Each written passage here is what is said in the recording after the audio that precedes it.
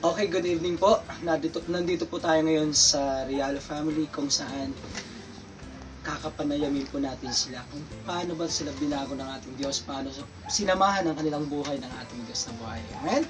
So ito po ang programang pinamagatang The Power of Love and Prayer ng mag-asawa. Amen? So kaya naman, tayo na. Good evening po. Good evening, Brother Vic. Good evening po, Mamis. Parang kakaiba ngayon ang aura ng mga mukha niyo po. Balita ko mukhang lalo kayong in love sa isa't isa ngayon.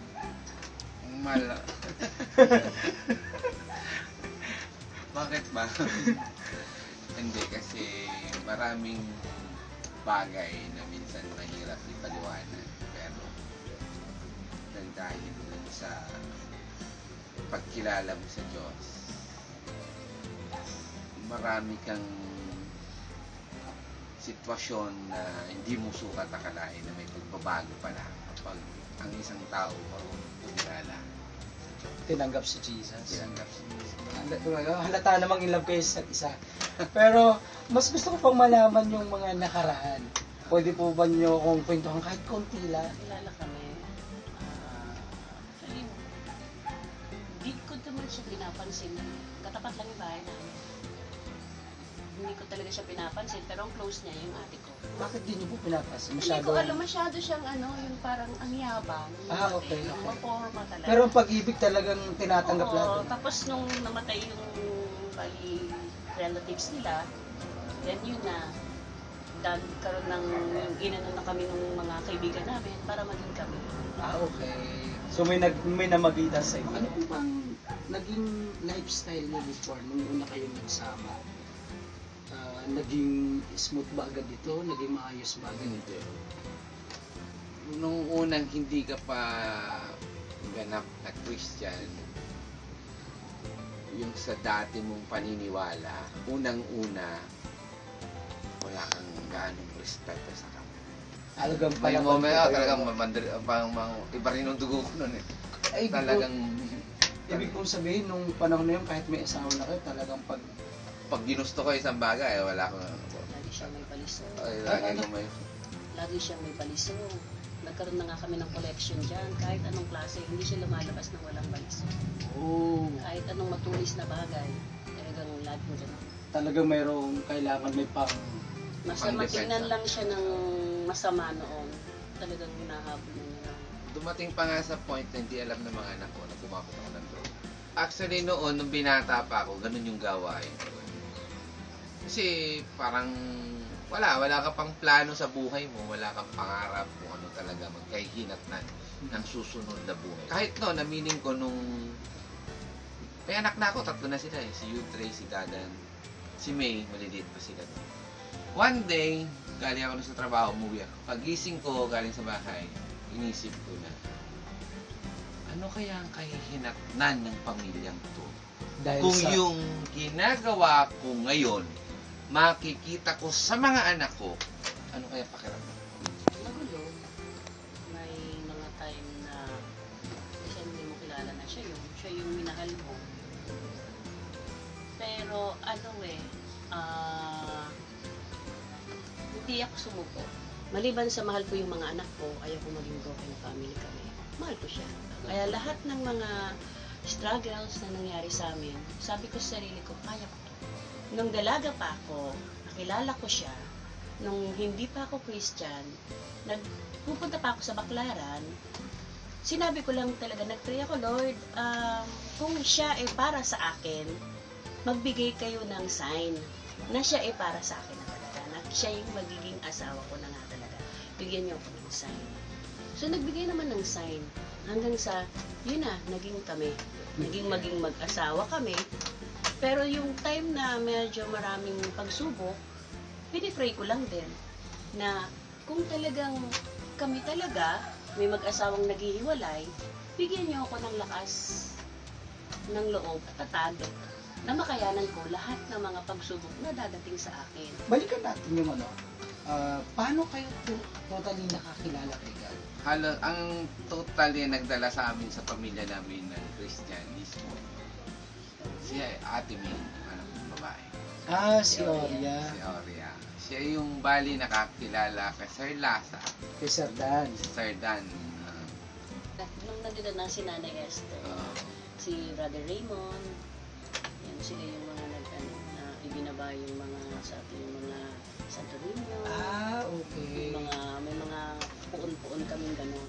So, nung time lang na anuhan na namin na talagang kailangan na siyang ikiba, yun lang namin talaga binaba lahat. Wala na kaming itinira. In-offer niyo na talaga. Lahat. Talaga, Kasi binigay noon niyo. parang sabi ko, parang sayang to. Tinanggal niyo, as in? Tinanggal namin sila lahat. Okay. Doon kami nakaramdam ng peaceful, talagang Peaceful. parang silyado talaga kami. First time namin umattend ng couples Sa Jaya. na... At napag-alaman namin, parang mayroon kayong hindi pagkakaunawan during that time. Yes. Paano kayo naging sweet nung gabi niyo? Sa salita lang nila, pastora, every time na gano'n, harap kayo sa partner ninyo, tapos aminin niyo kung kailangan yung manghingi ng During couples night. couples night na kung kailangan yung mag-sorry, sabihin niyo na kung ano yung nararamdaman niyo sa bawat isa, sabihin niyo na. Yes. Siya nagsasalita siya sa akin na, Mama, sorry, Mama, I love you. Bakit ikaw hindi ka nagsasalita? Wala akong ginawa, umiyak na umiyak. Ang unang-una, yung advantage na nasa church ka, nare-realize mo kung ano yung mga bagay na talagang mali para sa'yo. Simula nang kayo ay naging Kristiyano, ano na yung difference ng pag-aaway nyo? Sabihin na natin pag-aaway nyo po nung kayo ay hindi pa Kristiyano at ngayong Kristiyano na po kayo. May sigawan pa ba? May love pa ba? Ang laki ng difference. Yung talagang difference sa sobra. Kasi noon talagang pag ginusto mong magalit, then you don't care kung ano mangyayari the next day, kung may kakainin ka pa ba, o bibili ka pa ba ng gamit, o ano pa man. Talagang, ultimo yung mga anak ko takot sa kanya. Boses nila takot sa kanya. Tumatakbo na, as in talagang lahat ng gamit, kung kaya niyang ibato niya.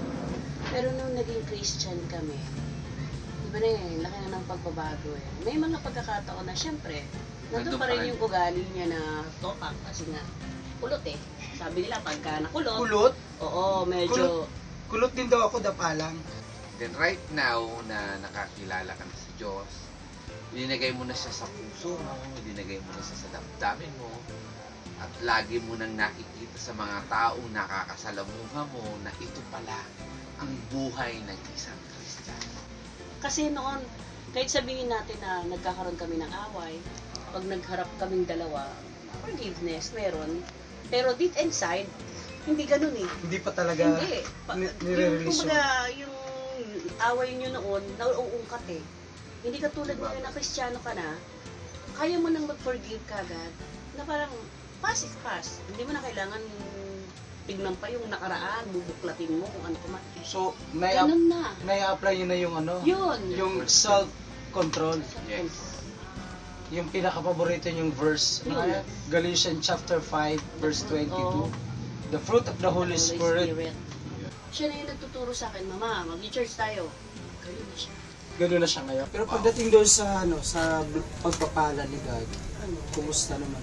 Tignan niyo naman kung gaano kami kadami. Maliban sa pamilya ko, sariling mga anak ko, meron pa akong kapatid, may bayaw pa. Meron pa akong yung pinsan niya, dito. Pero, nagdidire-diretso, yung blessings na binigay sa kanya, Hindi pinagkukulang. sumusobra Hindi, pa. walang shortage. Ito pa, Sumusobra. kung sumusobra pa, ito pa, kung sakaling nawawalan, may dumarating. Ina-apply nyo na ngayon yung Philippians 4:19. No, talagang hindi na namin That God will supply all our needs. talaga, Brother Dave. Talagang God is good. God is good. So, sa mga mag-asawa kaya na maaring nakakapanood ng ating programa ngayon, ano yung pwede nyong i-impart sa kanila? Sa akin kasi sa isang mag-asawa, ang unang-una natin iniisip is, don't give up. Don't give up. Huwag yung i-give up. Kasi, kung ano man yung pagsubok na dumating sa inyo, lalampasan din eh. Hindi lang kami mag-asawa ang nakakaranas ng mga pagsubok na yon, hindi lang din yung ibang mag-asawa dyan. Lahat ng dadaan sa relasyon na to, dumadaan lang. Basta, pray lang. Hindi ka nag-iisa. Tsaka siya ang higit na nakakaalam. Siya lahat, at hindi niya ibibigay yung problema sa aming mag-asawa, sa inyong mag-asawa, kung hindi nyo kaya. Sa akin naman unang-una, kung ano man ang mga nakaraan na negative things sa buhay mo, kung ano yung nakalimutan, kailangan kalimutan mo. Ibigay mo na lahat. Kasi kapag hindi mo tinanggal yung mga loads na hindi naman dapat mong pinapasan, hindi ka makakapag-desisyon ng 100% sa sarili mo, sa pamilya mo, sa community. Yun ang important, yun ang pinapasalamat ko sa Diyos na binibigay niya ako ng chances na matanggal. Kaya malaking pasalamat ko sa iyo, bro. Sa lahat na nagbubuo ng GIL, sana kaming pababayaan. Thanks kung alam ko lang na ganun na dapat noong pag ginawa pa. Kung ano man nagawa ko sa aking asawa, hopefully you forgive me with 100% come from your heart. Yeah. Kita mo, wala pang request yun na dalagan yung love. Okay, lastly, kasi couples night na naman. Ano yung pwede mong iwanang love na pananalita kay Mami sa isa't isa? Sa akin, proud kong sabihin na Pwede kaya... po bang i-request na nakatingin sa mata niyong... Oh. Sinabi ko na sa iyo, di ba? Hindi, ang akin lang, sa totoo lang, ang isang tao, ang isang lalaki, kapag nag-propose ng marriage, yung kasal, ang totoo niya, mahal na tayo. Amen. Kaya lang at the middle of their relationship, may mga moment na nag-fail. Kasi nga, yun yung mga moment hindi mo pakilala yung Diyos. Wala pa siya sa puso mo, wala pa siya sa isip mo. Ngayon nakakakilala ka na sa Diyos. Alam mo na kung gaano kita kamahal. Yeah. The love that I ever have on my love is more than you ever know. Nag-iisa ka lang sa puso ko, alam mo na yun ba? Kahit ukitin mo pa man yun ala na talaga, iisa lang. It's your name, boy. Kaya naman, ang pangako namin sa isa't isa, for the glory of God, yesterday, today, till forever.